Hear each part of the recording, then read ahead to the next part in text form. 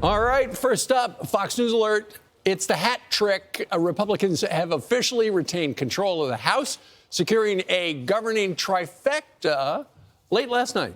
The latest races were called as President-elect Donald Trump shakes things up with another unexpected cabinet pick. Florida Congressman Matt Gaetz as Attorney General. We have live team coverage now. We got Mark Meredith in West Palm, Florida, on the latest Trump picks. But we begin with Griff Jenkins. We like him better. He's on the Republican sweep in Washington. Griff, sorry, hopefully Mark didn't hear that.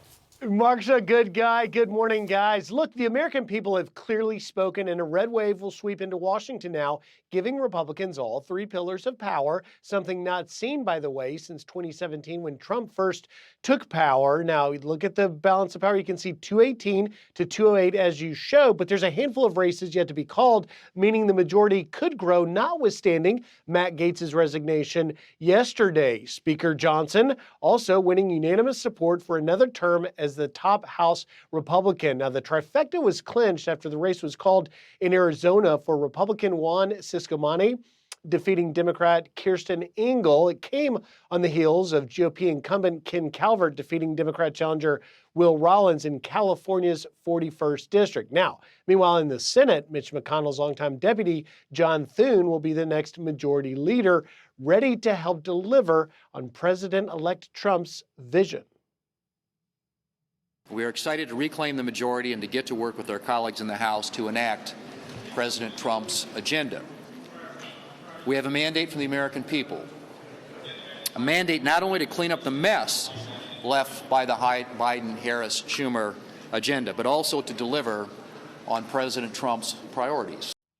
But here's the thing, the majorities in both chambers are small, meaning Republicans won't have much margin for error, and it could be a tightrope walking act at times. It'll be interesting to watch. Guys? So, Griff, this is a math question, and I know none of us are very good at math, but with that 218, is one of those 218 still Matt Gaetz? Because he called it quits yesterday. That's right, exactly. 218 to 208, but Gaetz resigning his seat. We're seeing Florida Governor DeSantis quickly moving, and Speaker Johnson said he talked with DeSantis about trying to fill that seat, and Gaetz's district is a very red district, so you would assume that would be filled by a Republican, but we still have about a half a dozen races still yet to be called, meaning that House majority could grow, making the Gaetz resignation not that significant. All right. Okay. Thank you, Griff. Thank you, Sarah. Speaker Johnson said that under Florida law, they have an 8-week period to fill that seat. And he's already talked to Ron DeSantis. Ron DeSantis, he says, in Italy, they're going to talk today, this morning. He said the clock has started, but they might be able to fill that seat by January 3rd. It's pretty amazing. Yeah, it's pretty amazing what is taking place. I mean, the Senate's going to be up to 53 as soon as McCormick gets done with Casey. And then you have on the House side, after all the chaos almost a year ago with the flipping where Matt Gaetz led an insurgency to flip Kevin McCarthy. They couldn't pick anyone. They talked as the Chaos Caucus. They went ahead and flipped more seats than the Democrats. So he's still going to be in a slight margin, slight advantage. But what an epic fail by Democrats. Hakeem Jeffries says, hey, this is on me. I was unable to do it. They had more money. They had more time.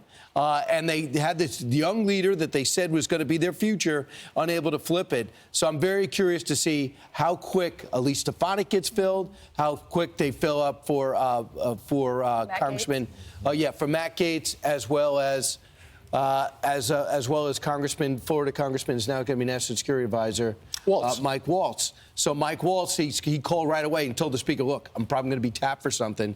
Get it lined up. And again, interesting time for Governor DeSantis to go to Italy because there's a lot for him to do. You know, he's actually released a statement about maybe an hour ago on X, and he said that he's already notified the Secretary of State to start the process. So he may be out of the country, but the effective leader that he is, just enjoy your vacation. he's already on it. But I think we got to take a moment to pause to see what the country has done right now. They're telling the Republicans, we're going to give you a shot for 2 years. If the American people wanted divided government, they would have given divided government. This is a mandate for the president's agenda. Apparently, it was more relatable to the people and their pain. And so the Republicans have to get to work now. You're absolutely right, Lawrence. And for the longest time, while publicly the people in the House said, Republicans are going to win, the Democrats were outraising them, fundraising them. They had a lot more dough. And so it was right up until the very end that we knew what was going on.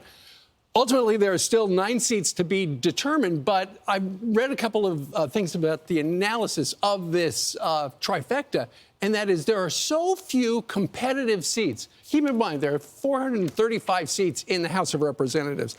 Only about 45 are truly competitive, but only about a dozen are true battleground districts on both sides. And so those days when you would see a 30-seat majority for one of the parties, for right now, that's nowhere to be found. And that is why it is so important for Mike Johnson to be able to manage that very little sliver of a majority. There's no longer a single seat motion to vacate. It is now 9 seats. Right. So they have to. So no longer can some selfish person going to stand up and go, I don't like the speaker anymore.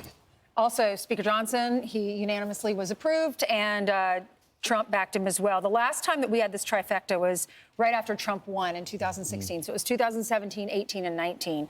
And that's when the tax cuts happened, the Jobs Act was signed, the Federal Criminal Justice Reform Bill was signed, which is the First Step Act, and then Justices Gorsuch and Kavanaugh were confirmed. Right. Of course. And then we'll keep you up to date on how this goes and when those other races are decided. Now, as we mentioned, Matt Gaetz is the 3rd House member to be nominated for a role in Donald Trump's upcoming administration, along with Elise Stefanik and Michael Waltz. House Speaker Mike Johnson jokingly telling Donald Trump to knock it off. I have begged and pleaded with the new president, enough already. Okay, but because our numbers are small, we are going to have the majority. We're celebrating that. And also the president said, leave Speaker Johnson in place. Right. All right, Mark Meredith is in West Palm Beach with the latest. Hey, Mark. Ainsley and friends, good morning to you guys. President-elect Trump has shocked both Washington and the world once again by announcing he wants Matt Gaetz, the Florida congressman who resigned from the House just yesterday, to be his next attorney general. Gaetz rose to power back in 2016, representing Florida's Western Panhandle. He has been a staunch supporter of Trump, but he's had some controversy of his own. The House Ethics Committee was investigating allegations Gaetz was part of a scheme tied to a sex trafficking of a minor. Now, Gaetz has long denied these allegations, and last year the Justice Department ended its probe of the matter. Trump says he wants Gaetz because Matt will end weaponized government, protect our borders, dismantle criminal organizations, and restore America's badly shattered faith and confidence in the Justice Department. Now, Gaetz, as you guys talked about, resigned from Congress, and the decision will end the ethics investigation. And now, as far as we know, no report is going to be issued, but lawmakers are likely to dig deeper during any upcoming confirmation hearing.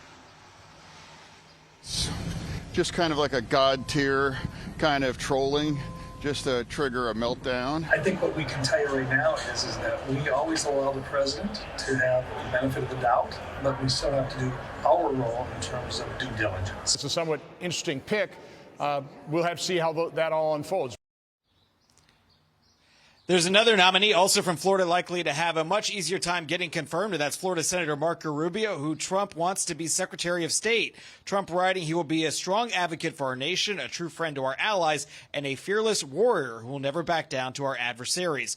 Also new, Tulsi Gabbard, the former Democratic Hawaii congressman turned Republican Trump supporter, will be the nominee for Director of National Intelligence. Trump says Tulsi will bring the fearless spirit that has defined her illustrious career to our intelligence community, championing our constitutional rights and securing peace through strength. Talked a little bit about the work that needs to be done, and I was grateful and honored to accept President Trump's offer to serve our country and support his objective to defend the safety, security, and freedom of the American people. It's been fascinating to see how quickly some of these big cabinet posts have been announced, but there are still a few others we are waiting for, including members of the economic team, including Secretaries of Treasury and Commerce. So we'll wait to see if that happens as the sun rises here in Florida. Ainsley, Steve, Brian, and Lawrence, back to you. Matt Gaetz was not on anybody's bingo card. I got a quick question for you, though, Mark, and that is this. Because he resigned, the ethics report will not officially be released. It was supposed to come out within a week. But Matt Gaetz does not have a lot of friends in the House, and it could leak, right? Oh, it absolutely could leak. And it was interesting, even this morning, the former House Speaker, Kevin McCarthy, he was on Bloomberg. I think he was doing an interview while in Singapore, and he said he didn't believe that Gates would get confirmed. But you just mentioned something, Steve. You go, well, Gates may not have a lot of friends in the House, but he's got a friend who's going to be here at Mar-a-Lago and soon to be in the White House, and that may be what matters the most. And you know what? Power can change a lot of things, so perhaps Gates all of a sudden has a lot of new friends within the coming days, but he says he's very excited for this opportunity. Steve? Indeed. All right. Thank you, sir. Thanks, Mark. So there's a lot of people digging in. The Wall Street Journal said it's a bad choice. An unnamed Republican said he's never going to get confirmed. Right. He's got to get through the Judiciary Committee. He can't lose any Republican votes. But Lisa Murkowski is somebody who says he's not a serious candidate. Joni Ernst said he's got a work cut out for him, which is a nice way of saying you got to sell me on your background. So, Ainsley, I had a lot of, I would say, spirited conversations last night talking about this pick. The view from the Trump camp is that they wanted disruption in the Department of Justice. They got it. Check. And they wanted someone that was also targeted, they say, by the Department of Justice. Now, we all talk about what this House Ethics Committee was going to present, but also there was a Department of Justice investigation that was dropped against him. And so they're saying that the president wants to go all in and that he deserves a shot to go through the process. The problem is that there are some people within the Senate that have already made it very clear that they're not going to vote for him. Right. Lindsey Graham is of the opinion that let him go through the process. Let's flush through his resume and then make a decision then. Yeah, Well, that's fair. You know what we have heard, though, over the last couple of weeks is the president, the new incoming president, Donald Trump, the former president, has said he would like to see a lot of his picks go through the recess nomination, or the recess process, essentially, where you could bypass the nomination by essentially appointing somebody when the House and the Senate are in recess. John Thune said yesterday to an outlet from South Dakota, his home state, that he would prefer to go through the old-fashioned way with the confirmation hearings, but he is open to recess appointments. The question is, with a recess appointment, you need the assistance of the Democrats, and the Democrats are going to be squarely against Mr. Gates. And he's not going to get paid. The ethics investigation, they were saying what was going to be released was highly damaging, but maybe we won't know unless there is leaking. So what is Matt Gaetz' resume? So he served on the House Judiciary Committee. He led the charge, remember, was it last year, to oust Kevin McCarthy? Last year as House Speaker.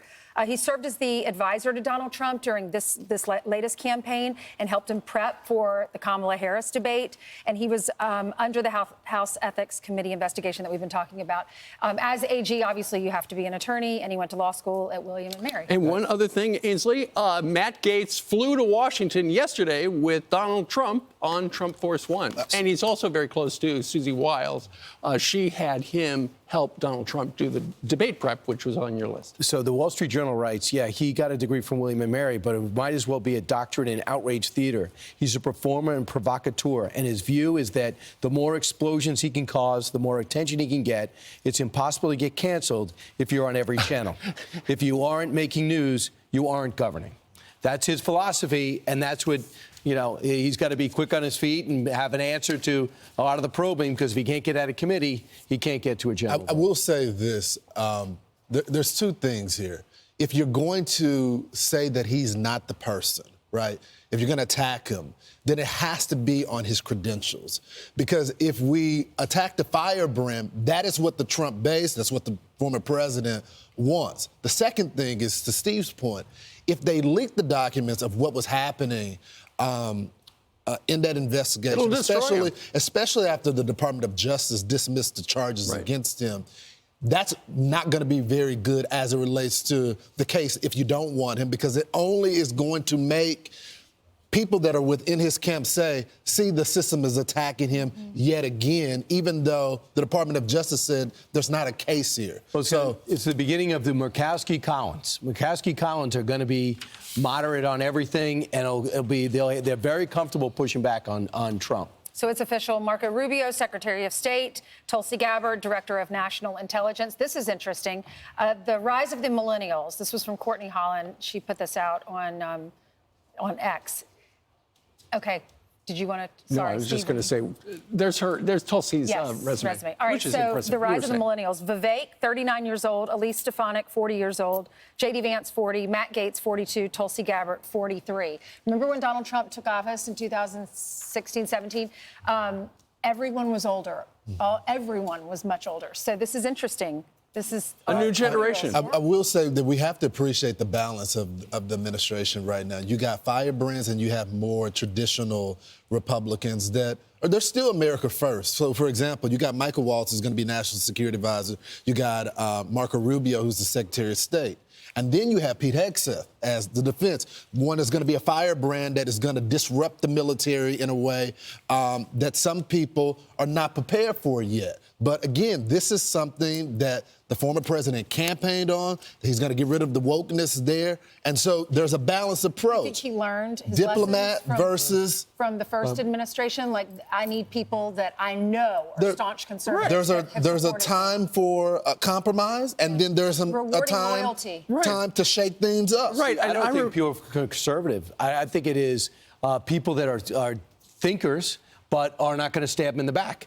And the other thing is, do you notice we hear these announcements over here? First Cuban, first woman, first Hawaiian. All we have is person.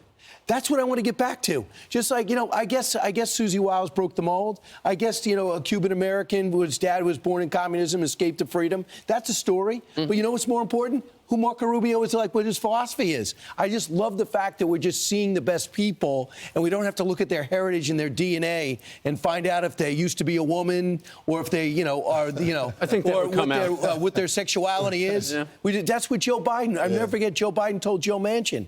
Joe Manchin says, "What are you doing, Joe? You're hiring all these left wingers." He goes, "It's the most diverse cabinet ever." And the answer, Joe Manchin, is like, "So." Are they going to do what you need to get done? Well, and going in, Joe Biden wanted it to be the most diverse cabinet ever, and he got that. That's why Donald Trump wants to shake everything up in Washington, and he's going to get it because he's got people who are like-minded and who are going to be able to hit the ground running on the first day. I'm Steve Doocy. I'm Brian Kilmeade. And I'm Ainsley Earhart. And click here to subscribe to the Fox News YouTube page to catch our hottest interviews and most compelling analysis.